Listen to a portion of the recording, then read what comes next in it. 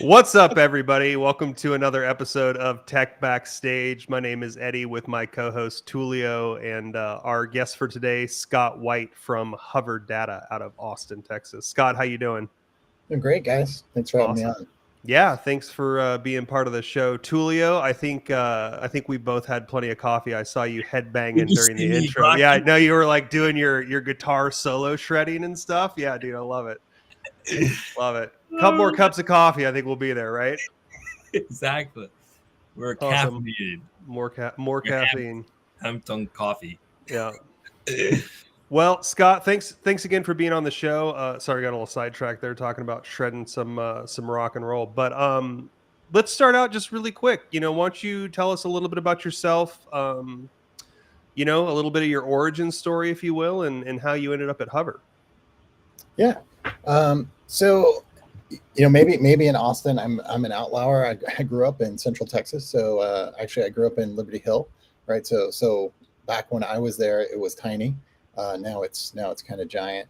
But I've been in Austin. I went to the University of Texas, and I've worked kind of in a variety of companies here, all in tech, but kind of different in terms of not like in the consumer space, right? I never worked for Dell or any of the big names. I worked some research labs and then defense companies. So I always worked in kind of big, complicated customers. So did that, for a while, I guess all the way up through my 30s. I started my own company, did some consulting. That didn't work out. I'm really much better at fixing things than selling. And so, then I went on and took a job at HUVR, I guess almost exactly 3 years ago. To help them build out their development team and kind of mature them. They had raised some money, and we're looking to kind of go to the next level on the development team. And so that's where I ended up. Cool. I'm on mute. Cool. So topic for today, talking about reverse engineering the Great Resignation. Being in tech, I think we're all very aware of the fact that finding people and retaining people is kind of top of mind for a lot of us nowadays, right? Talk to me a little bit about what that means for what y'all are doing at HUVR right now, and maybe a little bit of your experience since we hit the the pandemic and now kind of end or trailing end of what we're hoping to be the pandemic, that whole era. Yeah, it's a big problem for a lot of people, especially us. So we're a small company for sure, right? So we're a startup, VB backed. We've raised money. We raised our Series A like 2 years ago, and so right, all that money, you really want growth, right? Trying to accelerate, and so we're trying to hire kind of continuously in the 3 years I've been there. But still a small scale. So to be clear, when I started, there was like 6 of us. So this is not the same as the problem when you're 1,000 or 5,000 or 50,000, right? It's different problems. You have all kinds of mechanisms, all kinds of HR. But when you're a small company, you don't have any of that, right? You don't have any of the piece. And so trying to constantly hire, it takes cycles from the people that are kind of trying to do their day job, and like, how do you figure that out? So it's definitely been a journey for us and kind of learning. We were totally a in-person culture when I started, pre-COVID. Had an office, everybody was there. We brought people into the office. We did all the interviews there. We would kind of do like a 1 day, all day interview. You would meet the founders, you'd meet everybody. And so, once COVID came, like all of that went out the window. So, it's definitely been a big change.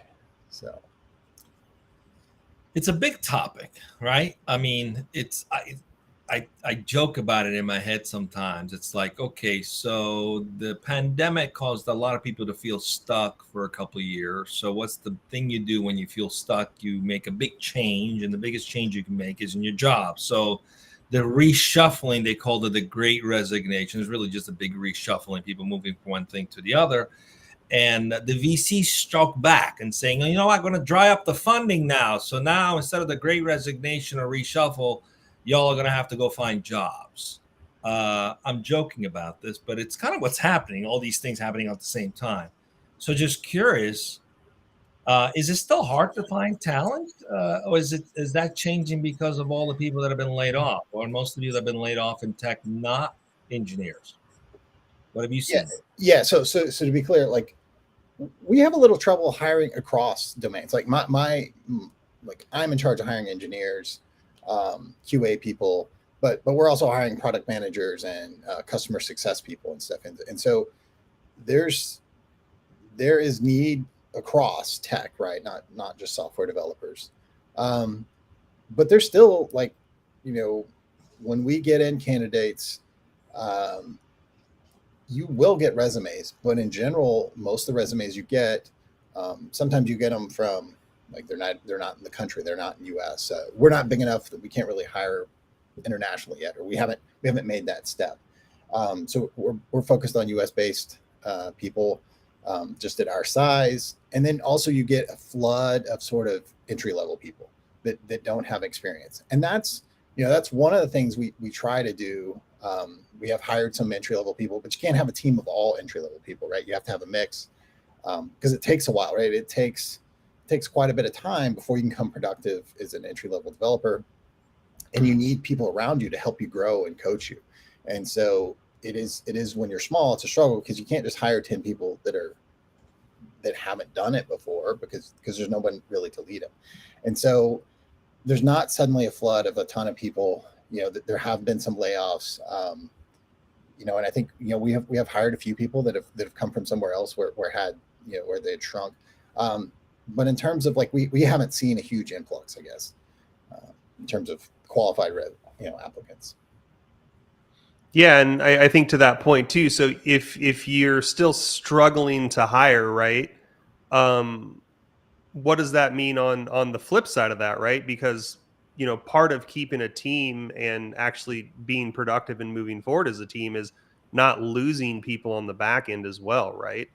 And so what's that experience been like for you and your team? Have you guys seen a lot of people leaving, or have you guys been pretty successful being able to retain the people that you currently have on your team? Yeah, so that's a great question. And I think that's honestly, when you're hiring, that's where you should start, right? Start with your own people, because in a boom, and honestly, there's not a short-term like fix to there's not enough software developers in the world, right? Right. For software developers in particular, like every company in the world needs software developers right now, right? It's in your car. It's way more in your car than it's ever been.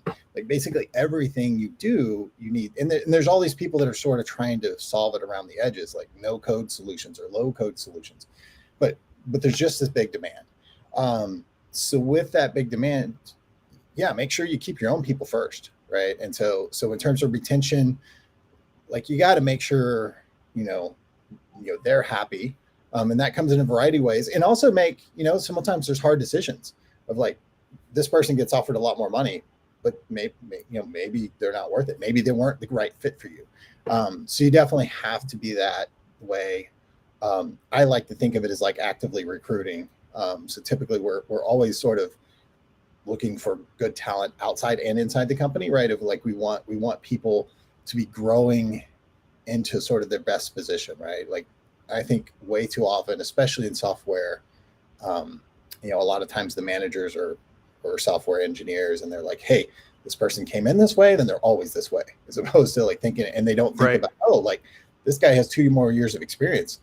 He can get 20 or 30K more on the open market. Am I paying him that? Or am I just waiting for some other person to take advantage of all the experience I've helped them grow? Yeah. That's a huge deal. Yeah, I agree, and especially with the way inflation is right now too, and it's hard because you have to balance, you have to balance giving people raises, and then you have to be talking about bringing in new people as well. But I agree, is like you need to be investing in your team first, because not only have you been working on training them, but they're also the people that have the most amount of knowledge around the product that you're trying to build, right? Yeah. So it's like if you're not investing in those people, you got to bring in more people behind them. They still have to figure out what the actual product is before they can even be productive, right? So then you're losing even more there. But I think that's a really good point. There was actually another really good point that I wanted to bring up, and this might be kind of a controversial topic, but I'm not a big fan of the no code, low code terminology because, personal opinion here as an engineer, it takes engineers to build that stuff. And I think especially, yeah, you can build an MVP with no code, low code, but the stuff that Hover Data is doing, right? Like that's complex stuff. You know what I mean? Like taking pipeline inspection data, like those reports can be hundreds of thousands of lines that you have to sort through per pipeline, right? Like you're not going to do that using pre-built flows. You guys need talented engineers to solve those problems, right? And you're not going to do that with a templated solution, right? Like you guys, I mean, it takes having good people on the team to build those, right? Yeah, for sure. I definitely believe there's places for the no code, low code solutions. I think particularly for bigger companies with IT teams, like, and they're trying to connect things together, and you're trying to like kind of duct tape systems to systems. Like that's awesome, right? Because it lets you prove the concept. But if you're going out, like if you're a startup and you're going to build a solution, I mean, you also think about differentiators, right? Like low code is great for demos and stuff, but you can't really build on it, right? I mean, at some point, you're going to have to go down a level. And it's interesting. Like I think the first time I got demoed or tried to solve like a low code solution was literally in probably 2000 or something. And it was some HP side of thing, like, oh, draw all the boxes and you don't have to write code. Like, yeah, it didn't work then. And then again later, right? Like in I don't know, 5 or 10 later, so I was at Ultra Electronics in the defense world. There's like, oh, we can do all this complicated programming. You just have to draw pictures. And, like none of those companies exist anymore, right? So it's not like it's a new thing. It's been around a long time of like, hey, coding's hard. Let's make it easier. But the reason it's kind of like what happened with WordPress, right? Or PHP. I mean, the WordPress with themes try to create a model where you don't have to be an engineer to build a site anymore. You can plug and play modules and such. I mean, I built my own site, but the problem with that is every site looks exactly the same. So everybody looks like a bunch of clones of each other. Although when it comes to software, you can't. It's like saying I'm going to let someone else decide what my IP is going to look like. But from an internal IT perspective, so definitely see value in that for sure. So I think we're talking about the same thing. Maybe the aspiration for no code, low code companies might be a little misaligned to think that you can actually build a product on that. I don't think that's ever going to happen.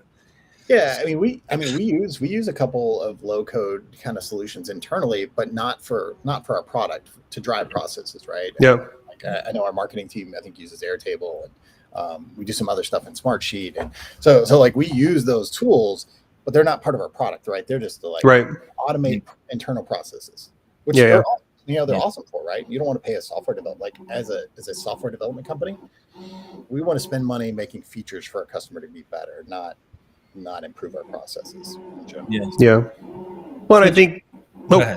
I was just going to say. So I mean, I wasn't trying to like rag on the no code community, but the point for me is that building quality software products is hard, and it takes top talented top people to actually go in and build those solutions, right? So and going back to the initial topic with hiring and keeping people on board and reverse engineering that.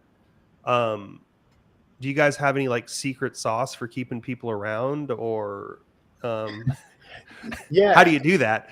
Well, there's a couple things that I think that definitely help. So there's actually, I don't know if you guys are familiar, there's a great book by Daniel Pink called Drive. Have you read it? So it's like it has these 3 things about what motivates kind of knowledge workers in general.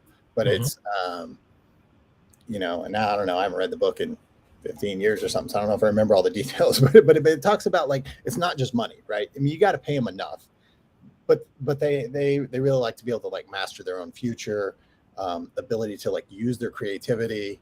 There's one other tenet that I can't remember, but it's this whole idea of like making them happy through the work and the environment. And you know, and kind of at the end of the day, it's like your culture and management. Like, do you micromanage?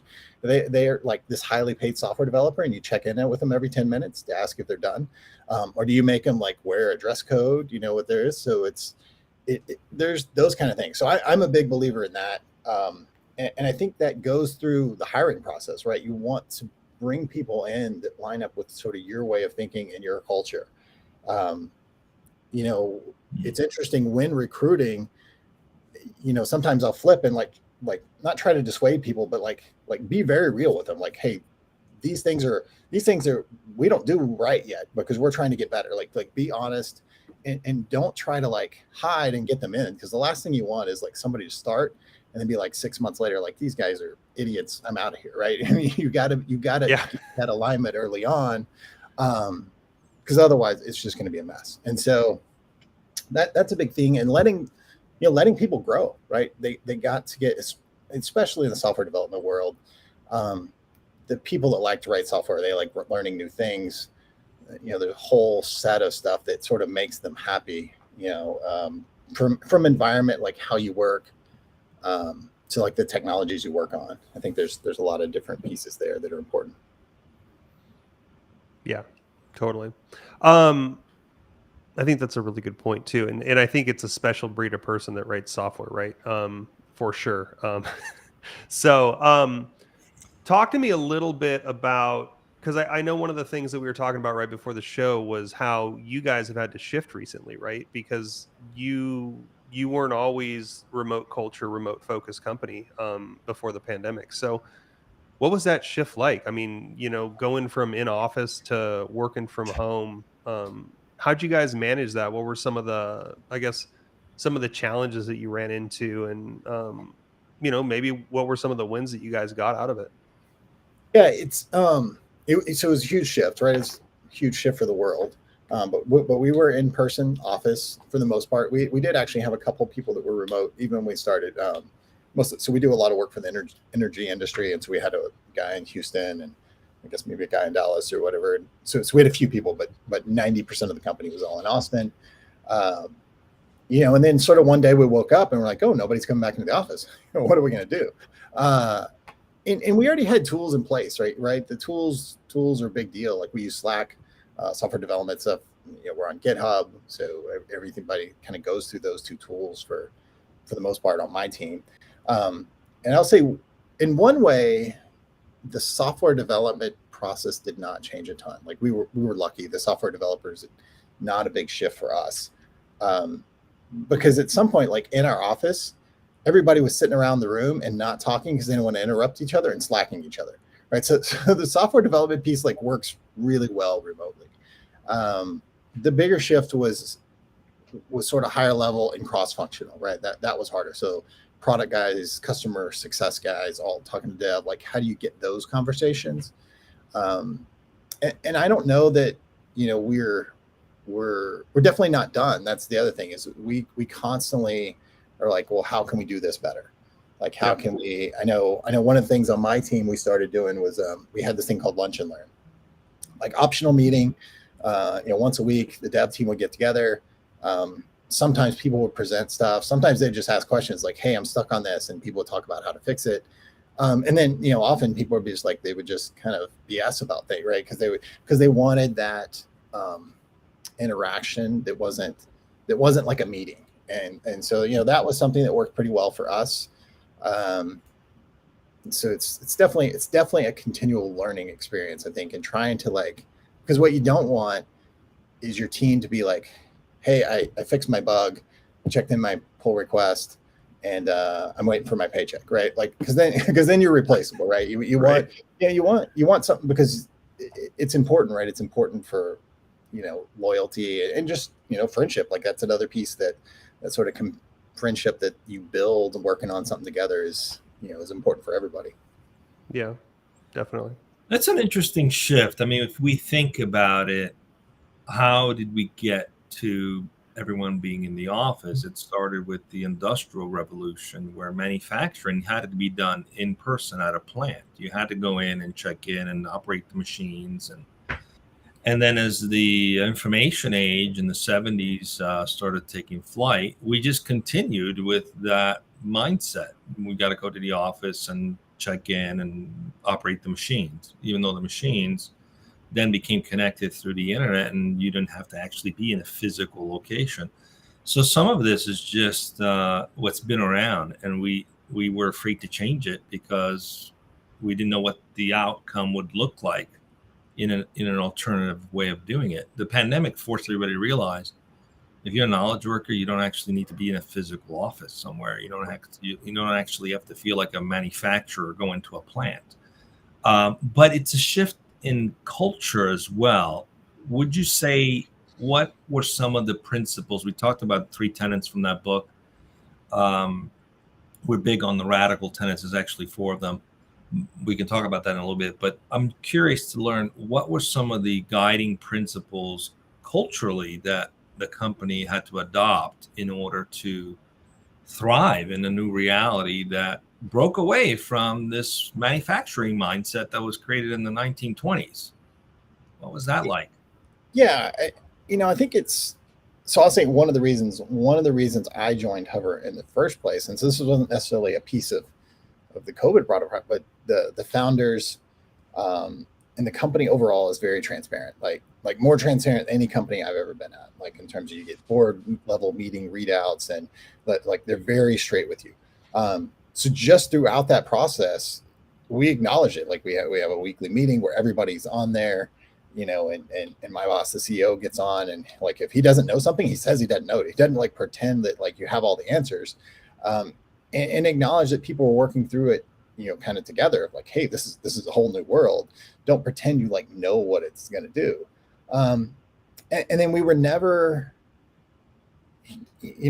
like some people are like, hey, you're coming back to the office on this date, right? They did these mandates, and then they're like, oh, change their minds, and just deciding, and what was their value in that? I don't know. I will say personally, HUVR has benefited from those mandates because we've hired people that are like, whatever, I'm not going back into the office, and they left their other job because somebody decided that they knew better than their employee, like how they wanted to live their life. So I think it's just the overall kind of, you use a special word for those kind of companies. Yeah, I think earlier, I don't remember exactly, it was like dumb or short-sighted, or idiots.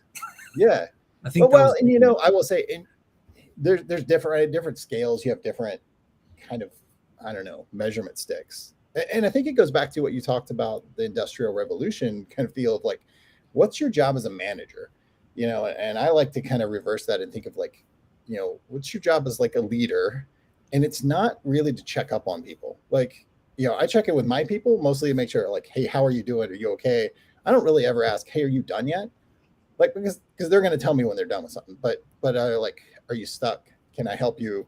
Those things, as opposed to like the kind of stereotypical, like walking around and checking on, oh, did you show up at work on time? Like, I don't care if my people start at 9 o'clock or not, like they just have to get their work done. And so I think a lot of people have a hard time letting go of that. And maybe it's because they're not doing anything else. I don't know. Like what, like you don't, if you hire the right people, you don't need somebody to go check on them all the time. Right. Right, but it's a matter of treating people like adults. There's this parental relationship that managers have had for a long time that says, I'm the parent, you're the child, I need to tell you what to do and how to do it, when to do it.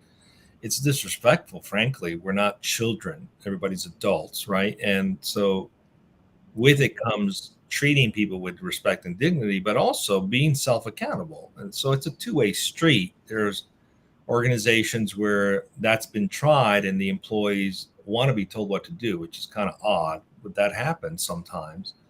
So what are some of the things you guys have had to do to foster that kind of culture? Because that doesn't always just happen automatically. Again, we've seen people that have come from those traditional command and control structures.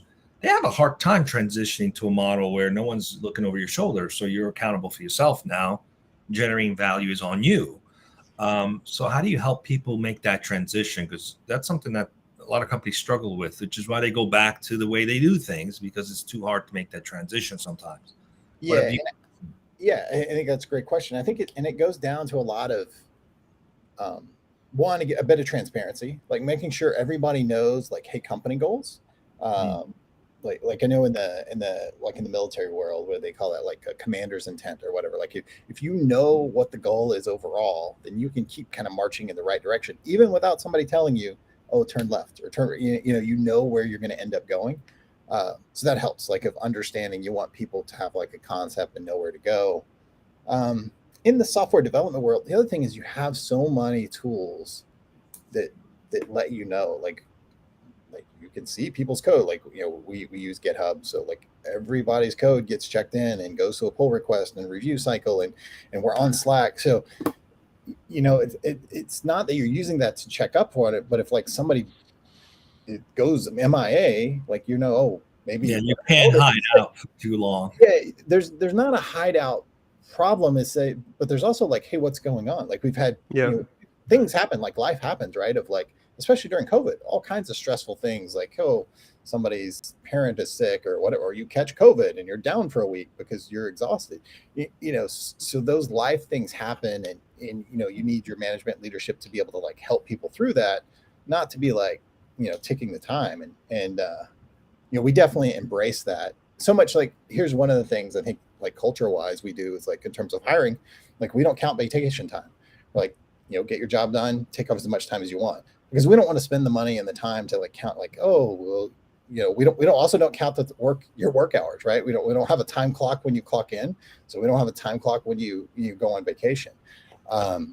We try to embrace that of like, hey, you're grown up, and partially with that vacation time policy, we sort of have to like nudge people, like, hey, you still have to take time off. This is when you need to go take a break. And because it's definitely not the case. Like, people are afraid, oh, people are going to abuse it. You hire the right people. You like, we kind of find the opposite. Like, they're like, yeah, you need to take a vacation. You go somewhere, do something besides code. So sounds great. Sounds like a great place to work. Well, we're hiring, so Yeah, and I love that the unlimited PTO, and I think that really going back to the remote culture right now, it's I always love the phrase, you don't hire smart people to tell them what to do, you hire smart people to tell you what to do, right? So we're not looking to hire people to like to dictate what they're supposed to do, right? And if somebody's gonna be a contributing member of your company, they're gonna want to show up. And I think this is such a big shift too. Like, Tulio, you're talking about the origins of office work, right? But there was also this mentality, and maybe this came from the manufacturing industry too, because I have to imagine it was miserable in the 1920s. But even when even before, like, I got into software engineering, I remember my first jobs in the 90s and in the early 2000s. You weren't necessarily supposed to have a good time at work. Like, that's not what it was supposed to be about. And like that kind of sucks, right? Because it's like, you spend a 30-year day at your job, you should enjoy it, right? And so I think that's been a huge shift. And and there's people that say, hey, if you do what you love, you'll never work a day in your life. I don't think that's 100% true. There's days that I'm writing code and like I get to the end of the day and like my brain's fried because you're just solving the hard problems, right? But you feel like you have purpose and you feel like you have objective. And one of the things that I love about software is that we can solve a lot of problems in the world and hopefully make things better. And I think at least we're headed in the right direction. Scott, I think you said earlier is like, hey, we haven't necessarily solved the problem, but I mean, I think we're kind of on the right track, right? Yeah, I mean, I think it's definitely worked out for us so far, but it's partially just kind of, I think you have to keep listening, right? You have to listen to your employees and make sure you're doing the right thing by them, right? I mean, I think that's sort of the fundamental piece. Yeah.